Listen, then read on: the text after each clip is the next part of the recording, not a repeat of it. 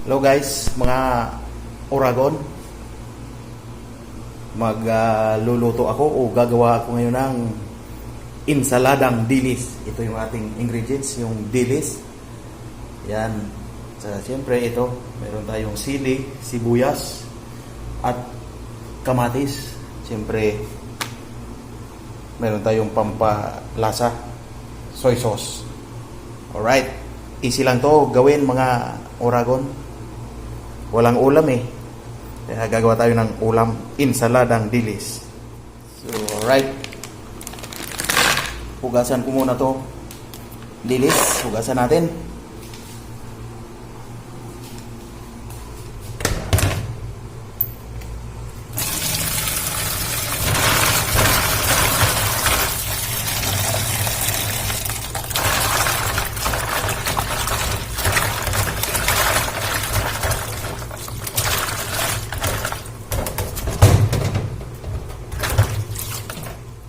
Alright.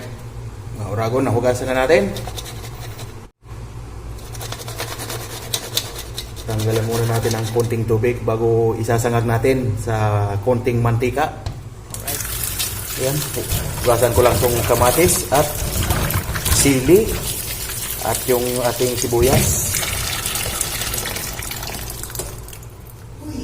Alright. Habang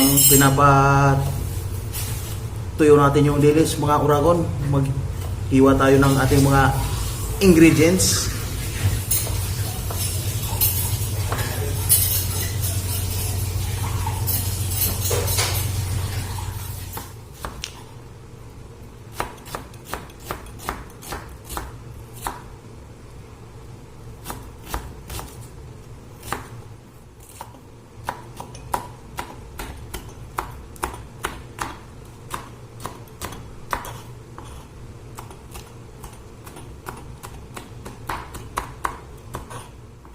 Alright, ayan na.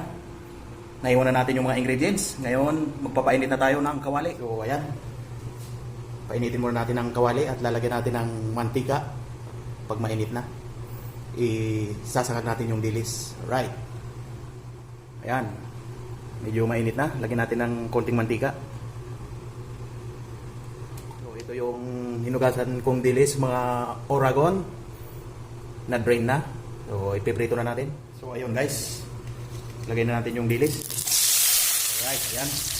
Prituin lang natin ang mga ilang minuto. Para medyo lumutong siya.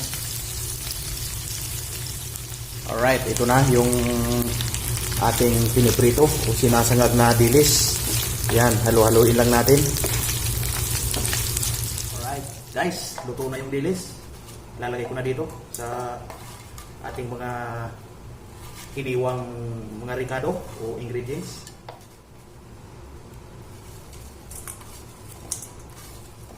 So ayan guys, tikman nga natin kung maalat yung dilis.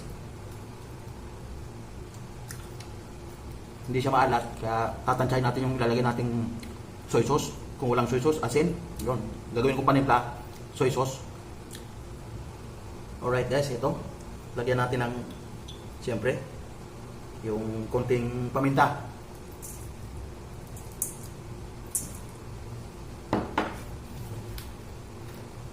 At ito na yung ating soy sauce. Lagyan na lang natin ng konti.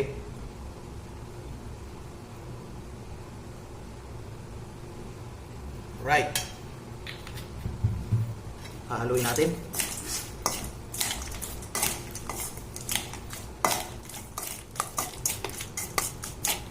So, ready na to guys. May ulam na kami. Alright. Ayan mga Oragon. Kain tayo. Ayan. Itong ulam namin. Ito yung Oragon style.